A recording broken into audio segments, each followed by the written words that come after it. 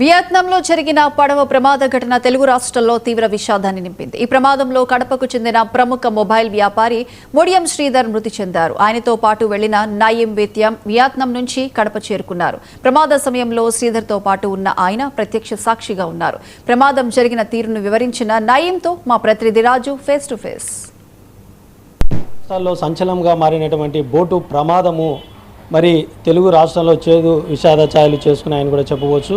ఈ యొక్క బోటు ప్రమాదానికి సంబంధించి ప్రత్యేక సాక్షి అయినటువంటి కడప జిల్లాకు సంబంధించినటువంటి నయీం మనతో ఉన్నారు. మరి ఈ యొక్క పర్యటన ఎవరు తీసుకెళ్లారు, మరి అక్కడ ప్రమాదం ఏ విధంగా జరిగిందన్న విషయాన్ని ఆయన అడిగి తెలుసుకుందాం. చెప్పండి నయీం గారు, ప్రమాదము ఎప్పుడు జరిగింది, ఏ విధంగా ఈ యొక్క ప్రమాదం జరిగింది? ప్రమాదం శనివారం అక్కడ యాజ్ పర్ అక్కడ టైమింగ్ ప్రకారం అయితే మధ్యాహ్నం 12:30 ఆ టైంలో జరిగిందండి.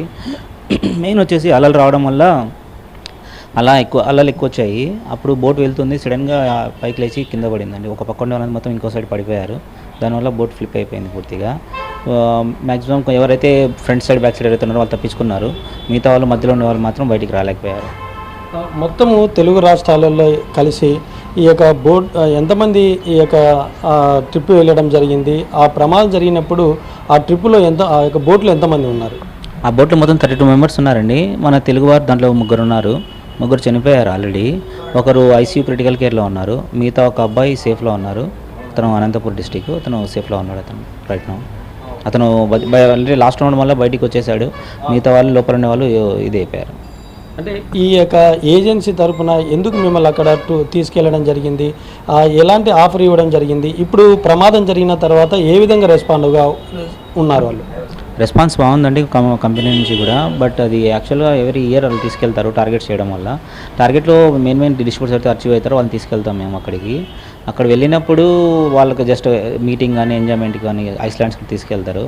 అక్కడికి వెళ్ళినప్పుడు అంటే ఈ యొక్క టూర్కు సంబంధించిన మొత్తం అంతా కూడా ఎన్ని రోజులు పర్యటన వెళ్ళడం జరిగింది? జరిగిన సందర్భంలో ఎలాంటి, అక్కడ ప్రమాదం జరిగిన తర్వాత ఎలాంటి అక్కడున్న ప్రభుత్వం ఎలాగ స్పందించింది? ఇది 3 రోజుల పర్యటన అండి. అక్కడ ప్రభుత్వం బాగా స్పందించింది. అక్కడ వాళ్ళు కూడా చాలామంది సపోర్ట్ చేశారు వచ్చేసి. మనం ఇక్కడి నుంచి వెళ్ళినా కూడా చాలామందికి సిపిఆర్ చేసాము. మ్యాక్సిమం అంతా ట్రై చేసాం, బట్ అన్ఫార్చునేట్లీ నాట్ హ్యాపెన్. మరి మీరు కూడా అక్కడి నుంచి ఇక్కడ రావడానికి ఎలాంటి ప్రభుత్వం నుంచి ఎలాంటి చర్యలు తీసుకున్నారు, మరి ఏ విధంగా రెస్పాండ్ అయ్యారు? ప్రభుత్వం నుంచి స్పందన బాగుందండి. ప్రభుత్వం అంతా బాగా కాల్ చేస్తున్నారు డైలీ మనకంటే విత్ హాఫ్ అన్ అవర్ 1 అవర్కి కాల్ చేసి ఎలా ఉంది సిచ్యువేషన్ ఎలా అని చెప్పేసి వాళ్ళు కనుక్కుంటున్నారు. ప్రభుత్వం నుంచి సపోర్ట్ బాగుంది. అంటే ఇప్పుడు ఈ యొక్క ప్రమాదం జరిగిన తర్వాత మీకు కూడా ఎలాగా ఆ యొక్క ఫీలింగ్ వచ్చింది? మీరు ఏమైనా భయాందోళన చెందడం జరిగిందా? భయాందోళన చెందామండి బాగా. సడన్గా జరిగింది కదా, ఎప్పుడు చూడలేదు అలాంటి సిచ్యువేషన్. అరౌండ్ ఒక 50 మెంబర్స్ చనిపోయారు స్పాట్లో. అందరినీ చూసే లోపల కొంచెం దిగ్భ్రాంతిలో.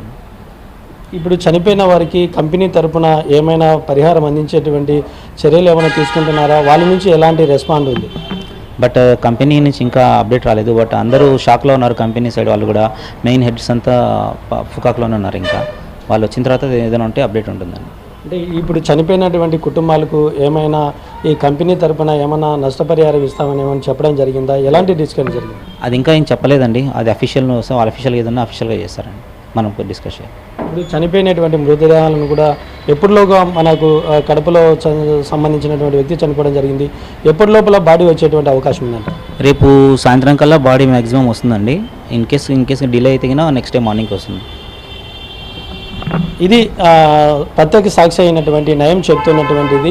మరి ఈ అనుకోనటువంటి ఈ యొక్క బోటు ప్రమాదంలో దాదాపు 32 మంది కూడా ఉన్నారు. ఈ ప్రమాదము మరి జరిగినటువంటి సందర్భంలో మేము కూడా చాలా భయాందోళన చెందడం జరిగింది. ఈ యొక్క ఏదైతే కంపెనీ ఉందో ఆ యొక్క కంపెనీ కూడా ప్రతి సంవత్సరం కూడా ఇచ్చినటువంటి టార్గెట్ను చేయడంతో పాటు వారికి ఇచ్చిన టార్గెట్ చేసిన తర్వాత ఇలా ప్యాకేజీ ఉంటుంది. ఆ ప్యాకేజ్ సందర్భంలో అందరినీ కూడా తీసుకెళ్లడం జరిగింది. అక్కడ వెళ్ళిన తర్వాత ఎవరైతే మృతి చెందారో వారందరినీ కూడా మరి ఈరోజు లేక రేపు సాయంకాలానికల్లా డెడ్ బాడీలు వచ్చేటువంటి అవకాశం ఉంది. మరి ఎవరైతే మృతి చెందారో వారికి కూడా కుటుంబాలకు కంపెనీ తరపున ఏమైనా నష్టపరిహారము కూడా చెల్లించేటువంటి అవకాశం ఉందా లేదా అనేటువంటి విషయాన్ని ఇంకా క్లారిటీ రాలేదని చెప్తున్నాను.